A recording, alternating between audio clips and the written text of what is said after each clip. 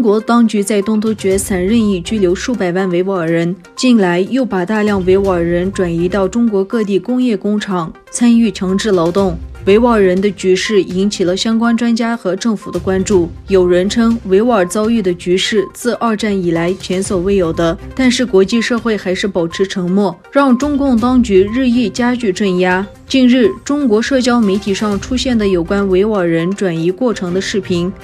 显示，大量维吾尔男女在火车站进口排成大队等候出发。据报道，这些维吾尔青年是从喀什地区因吉沙县来的所谓扶贫农户，将被送往内地工厂就业。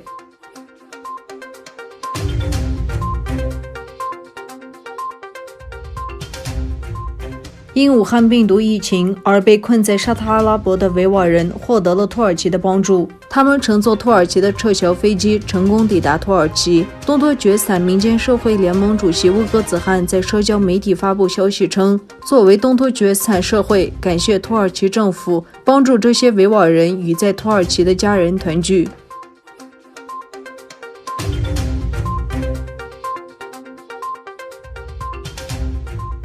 中国官方周二公布的数据显示，中国第一季货物贸易进出口总值比去年同期下降了 6.4%， 外贸总值达 6.57 万亿元人民币。根据中共海关总署的数据指出，今年3月中国外贸同比下降 0.8%， 其中出口下降了 3.5%， 进口更是扭幅转正，增长了 2.4%。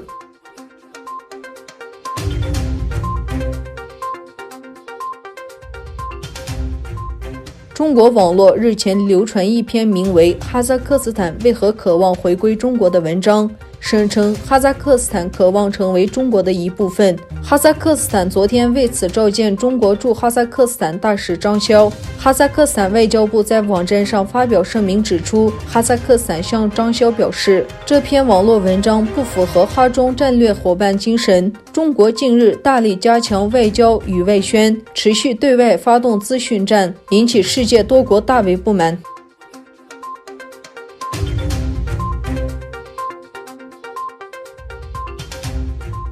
法国外长勒德里昂召见中国驻法大使鲁沙野，外长表示，我明确表示不同意近来中华人民共和国驻法大使的某些言论，一些公开发表的意见不符合法中两国良好的双边关系。法国外交部表示，有些评论与抗击武汉病毒有关。4月12日，驻法大使馆网站刊登一篇题为《把颠倒的事实再颠倒过来》，文中赞许中国在抗疫上采取了最全面、最彻底、最严格的防控措施，但同时也批评西方国家一些标榜客观公正的媒体、专家和个别政客，不思为遏制本国和全球疫情蔓延献计献策，却把精力用在污蔑、抹黑和攻击中国上。